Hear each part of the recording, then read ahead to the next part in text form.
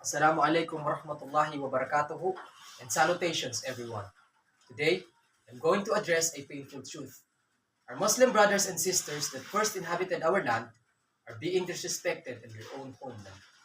They are people of rich culture and strong traditions, but today, they are marginalized, discriminated, and oppressed.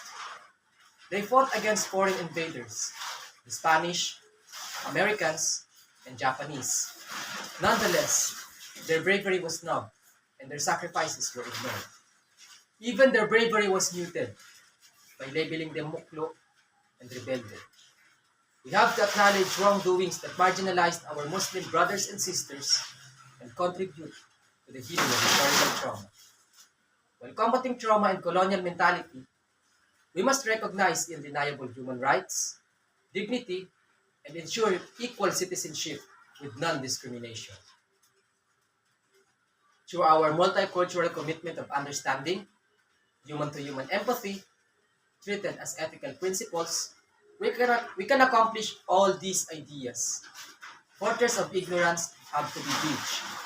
Together, we can create communities of respect and dignity, honor the sacrifices of our ancestors, and contribute to the distinctive solidarity of the Muslim community. While attempting to offer a future where diversity is embraced and citizens can live in peace and harmony. Perhaps these actions and notions are the least we can do, but I do believe, and I strongly believe, that the least we can do could be more than enough. Thank you.